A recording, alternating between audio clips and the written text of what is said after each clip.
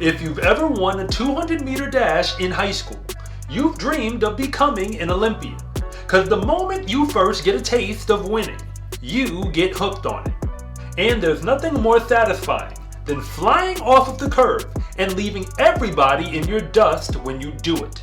But if you're really good, you're much less concerned with whatever the other runners are doing, and much more with what the clock has to say whenever you cross the line. So what really happens to the fastest 200-meter sprinters in high school? Because only one high school boy can run the fastest time in the nation every single year. And the truth is that high school is really just the start of any young sprinter's career. To make this list as the best 200-meter sprinter in high school, you have to run the fastest recorded time in that year that is both FAT and wind legal.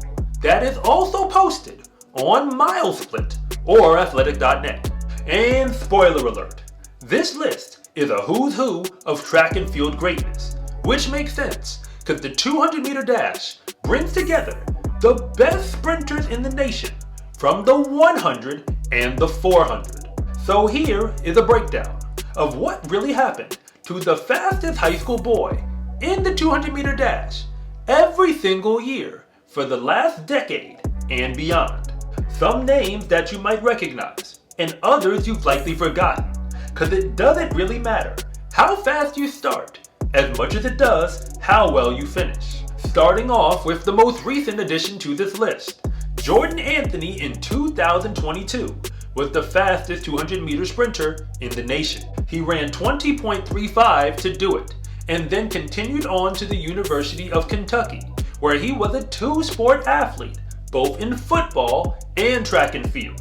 He proved himself immediately, finishing second overall at the NCAA Indoor Championships in the 60-meter dash. But ironically, he didn't even qualify for a conference championship final in the SEC, indoors or outdoors in the 200. At the end of the 2023 season, he is now transferring to Texas A&M, which is still in the SEC conference, but it appears that his focus is shifting to football more than the track. So there's no way to know if we'll ever see him reach his full potential, and it is clear he has a lot of it. In 2021, Jaylen Slade was the fastest 200 and 100-meter sprinter out of the state of Florida. He ran 20.20 and chose to turn pro, signing with Adidas at the age of 17. Back then, he was hoping to show out at the Olympic trials, but just a couple of years later, we haven't seen much from Jaylen Slade on the track. He seems to have dealt with injuries, and in 2022, didn't even break 21 seconds in the 200, and he hasn't run at all, officially, in 2023. So let's hope we haven't seen the last of Jaylen Slade. In 2020, we saw a young man who is already becoming a legend in the sport of track and field. So it should come as no surprise that Erriyon Knighton was the fastest 200-meter sprinter in the nation, running 20.33. But he was a two-sport athlete. He was a four-star football recruit. But we all know what happened next. He signed with Adidas, became an Olympic finalist, and a World Championship medalist, all before he turned 20 years old. He never did play college football, but at the rate we are going, the world record in the 200 could be going down sooner rather than later. In 2019, Matthew Boling was the fastest 200-meter sprinter out of the state of Texas, but he was also the fastest in the 100, continuing a trend as the prince of the sprints. He ran 20.31 to do it, and has become a star for the Georgia Bulldogs in NCAA track and field. He's won 2 NCAA indoor titles in the 200, but have never won in the 100 or the 200 outdoors. And in 2023, he failed to make the finals outdoors in the 200. But everyone knows Matthew Boling is a threat in any sprinting event that he lines up for. In 2018, Kenny Bednarek of Wisconsin ran 20.43 to become the fastest 200-meter sprinter. And he was just getting started, because he only ran 1 year in college at the JUCO level but never lost in any race that he actually finished through the line, in the 200 or the 400. He turned pro after that, and everything appears to be working out just fine, because he is a silver medalist in the Olympics and in the World Championships. He may not be the biggest name in American sprinting, but he is not used to losing, ever, and the results prove that. But the year 2017 belongs to a young man who took the track and field world by storm, because Tyrese Cooper ran 20.51 in the 200 to become the fastest in the nation. But that was a season after he was already the fastest in the 400. He was only in 10th grade at the time, and Americans had high hopes for Tyrese Cooper, but nothing went according to plan from that point on. He was a two-sport athlete who was arrested in 2018, but those charges were dropped. And then eventually, he popped up in college, running at the JUCO level for one season. And that was only indoors, where he made national championship finals in the 60 and the 200. But that is the last time that he ran in college, and we might not ever see him on the track again, because he was arrested in 2021, and he's serving out a prison sentence now for it. The year 2016 gave birth to a track and field legend, who is on the way to becoming, perhaps, the greatest American sprinter of all time. Because Noah Lyles was the prince of the sprints, not just running the fastest 100, but running 20.09 in the 200. He beat out the same man who is next on this list, but today they are both world champions. And after running in high school, out of the state of Virginia, he chose to skip college entirely. But he's never looked back, winning American championships in the 100 and the 200. His 2022 season was the fastest wire-to-wire for any 200-meter sprinter in history. And as a world champion and American record holder, he now says that he is coming for all the records.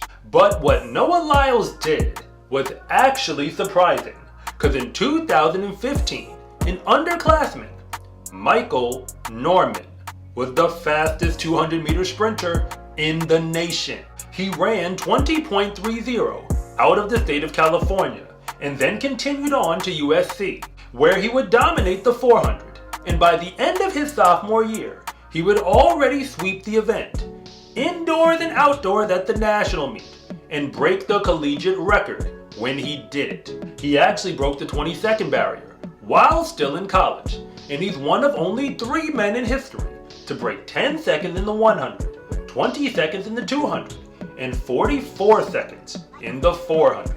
But now he's a world champion and an Olympian, with a lot of races left to run in his career. In 2014, it was Trentavis Friday who dominated the 200 and won the World Junior Championship when he did it. He ran 20.39 and then attended Florida State for one season, but things did not go according to plan. He didn't win any conference championships or make the NCAA finals, indoors or outdoors. And after that season, he chose to turn pro, signing with a Chinese company called X-Tep.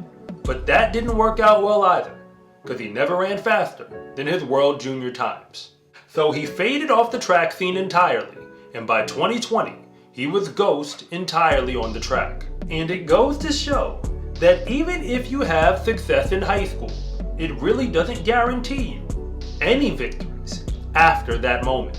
But 10 years ago, in 2013, it was Elijah Hall out of the state of Texas who ran the fastest 200 in the nation. He ran 20.60, which is the slowest time to actually make this list, but he made up for it when he got to college. Running for the University of Houston, he would go on to sweep the 60 and the 200 at the NCAA Indoor Championships, but he would break the collegiate record in the 200 when he did it.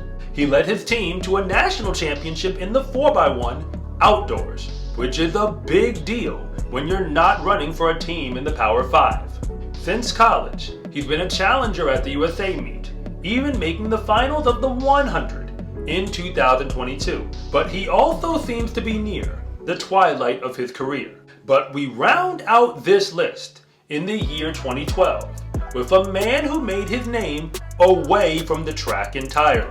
But he had a lot of potential on it, because Tyreek Hill ran 20.14, only slower than Noah Lyles on this list, to be the fastest 200-meter sprinter in the nation. As a Georgia athlete, he started his career at Garden City Community College in Kansas, where he would lose to Andre DeGrasse in the 100 at the JUCO National Meet and finished third in the 200. But he was a football player because he went to Oklahoma State in Division I and then to West Alabama in Division II. But now he's an all-pro wide receiver in the NFL and a Super Bowl champion.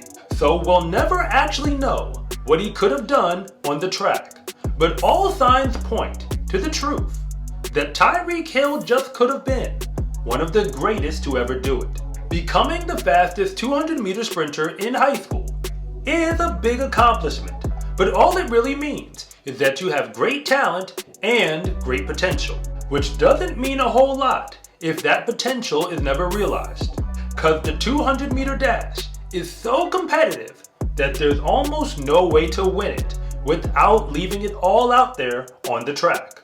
So if you can dominate that event at the high school level, you likely have what it takes to become one of the best in the world. Regardless of whether or not that actually happens, one thing is for certain, that at the high school level, America has no shortage of talent in the 200-meter dash. I'm Coach Rob, and thank you so much for watching this video. And if you want to see more content like this, then please like and subscribe.